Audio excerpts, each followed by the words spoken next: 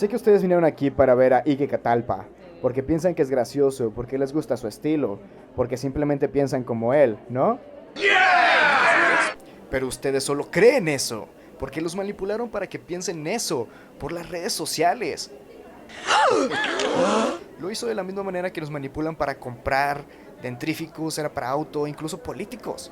Todos envasados lo menos ofensivo posible, la alternativa más atractiva. Pero es precisamente cuando el humor es ofensivo cuando más lo necesitamos. La comedia debe provocar, debe pasar por encima de los prejuicios, desafiar las ideas preconcebidas.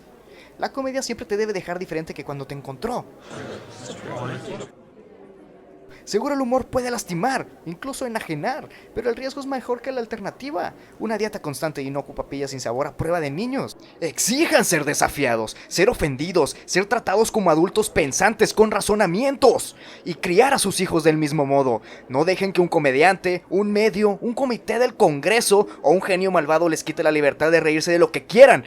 De lo que quieran.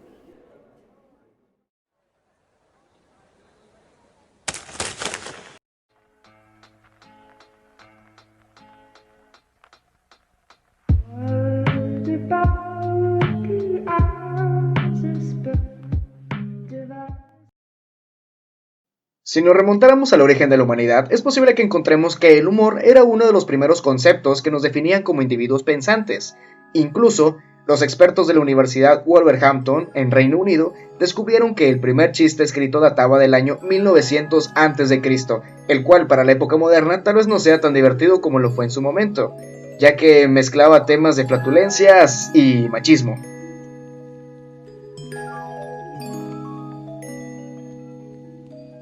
Aunque no siempre se tuvo una relación tan exacta del chiste con el humor. Por ejemplo, en las antiguas civilizaciones griega y romana, Hipócrates hablaba de una teoría de los 4 humores.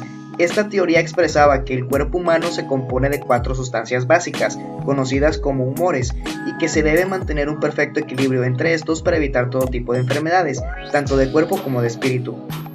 Dicho de otra manera, la aparición de enfermedades sería el resultado de un exceso o algún déficit en alguno de estos 4 líquidos.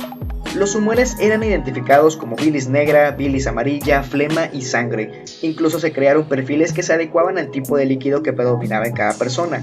Las personas flemáticas eran reflexivas, tranquilas, muy justas e incorruptibles, poco comprometidas, simpáticas, adoraban la buena vida y les gustaba poco el trabajo. En cambio, las personas melancólicas, que tenían bilis negra en abundancia, eran inquietas, muy reflexivas, inestables y ansiosas, adoraban el silencio y la soledad y se olvidaban de su entorno y se distraían fácilmente. Después teníamos a las personas sanguíneas, las cuales eran alegres, enérgicas, vigorosas, con potencia, son personas de buen humor, apasionadas y que brindaban confianza. Y ya por último pues estaban las personas coléricas, que poseían bilis amarilla en abundancia, eran perseverantes, rápidas con sus decisiones, que aspiraban a lo grande, eran activas y extrovertidas, eran personas ambiciosas, individualistas y que exigían mucho de sí mismas. Hasta parece que hablamos del horóscopo de nuestra época. Dime qué líquido tienes en abundancia y te diré cómo eres. En la época actual, el término de humor es definido como el modo de presentar, enjuiciar o comentar la realidad resaltando el lado cómico, risueño o ridículo de las cosas. No lo digo yo, lo dice Wikipedia. Además, podemos enfatizar que el humor tiene diversos efectos positivos. Como hecho, tenemos un estudio comprobado, el cual dice que los efectos psicológicos y mentales de la risa pueden ser contribuir a estar aquí y ahora en el presente, mejorar la objetividad a la hora de plantear problemas, evitar o acotar los pensamientos negativos, proporcionar fortaleza para enfrentar los contratiempos o fracasos, alejar la timidez y atenuar el miedo, entre muchos otros más. Pero me gustaría tomar este último efecto para hablar de un personaje de la ficción que me encanta, y uno de los factores que hace justo que me encante es su humor, en el cual estaríamos hablando de el increíble Hombre Araña.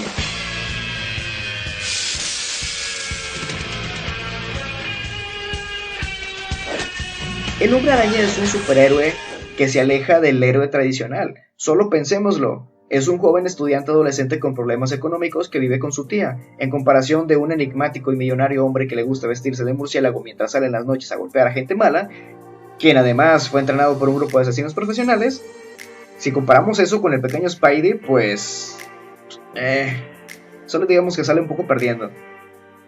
ya que Spider-Man sale sin entrenamiento a las calles y su compromiso de enfrentar a grandes enemigos parte de una visión moral, pero eso no quita que tengan miedo a enfrentarse a seres temibles como Venom, el Hombre Lagarto, Scorpio, el Duende Verde, entre muchos otros tipos raros de mayas que solo quieren hacerle cosas malas a nuestro pequeño amigo Spidey. Pero aquí es donde viene la gran pregunta: ¿de dónde toma el valor para enfrentarlos? Pues justamente de sus bromas, de su humor. Al hacer bromas de sus enemigos, los aterriza a un campo en el que ya no son esas figuras aterradoras, ahora están a su nivel y pueden cargarse de ellos. Spider-Man, has hecho una carrera en interferencia. Vaya carrera, sin salario, sin vacaciones y haciendo todo el trabajo. Ya no sé si reírme o ponerme a llorar. El humor, más preciso el humor negro, se encuentra a un paso del llanto o de la desesperación. Lo que nos toca vivir a veces puede ser doloroso, pero también una graciosa paradoja. Por eso la expresión popular define muy bien ciertas situaciones de la vida cotidiana que experimentamos en todo momento, pero que nos ayudamos a soportar mediante la risa. La risa es uno de esos caminos a la libertad. Se trata de ser sensibles ante el mundo, ante las situaciones que nos generan una sensación agradable, pues reír es pasarla bien. Y el humor negro es una herramienta que nos permite enfrentar el mundo ante la crítica y dura realidad.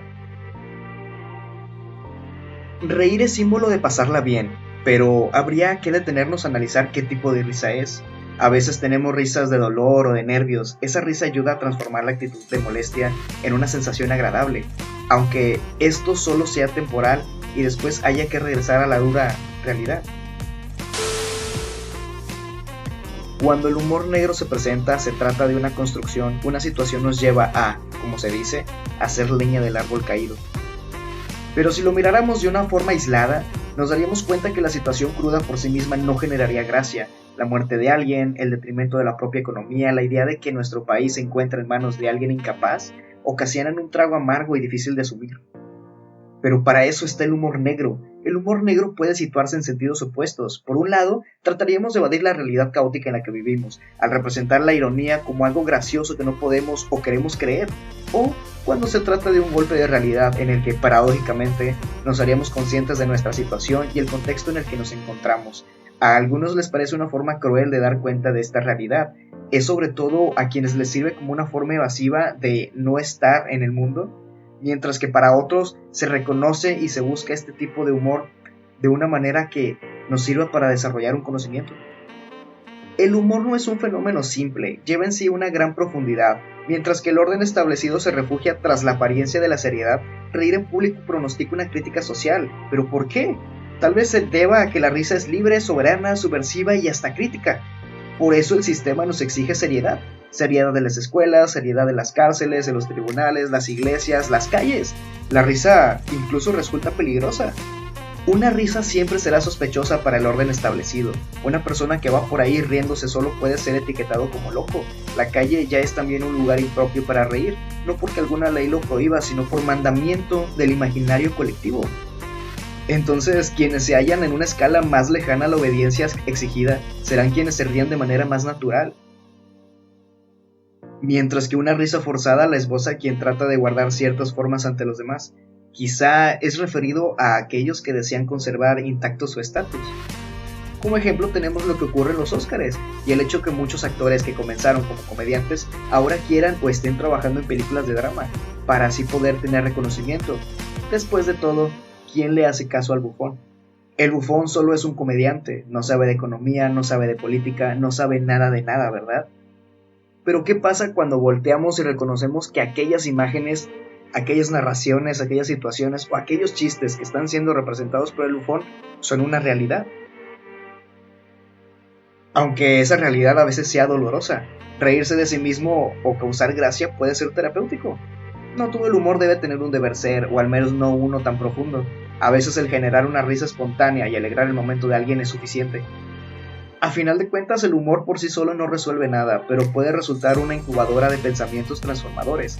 Su sensación de autonomía nos acerca más a la reflexión. Y quien tenga mayor capacidad de reírse de sí mismo tendrá más posibilidades de conocerse.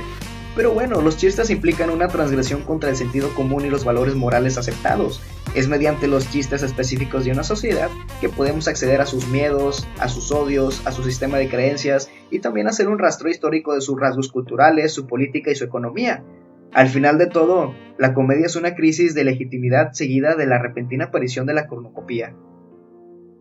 Y bueno, gente, esto sería todo. Si llegaste hasta aquí, te lo agradezco muchísimo. El plan es tener al menos un video a la semana y esperemos que este proyecto siga adelante. Por mi parte sería todo. Hasta luego.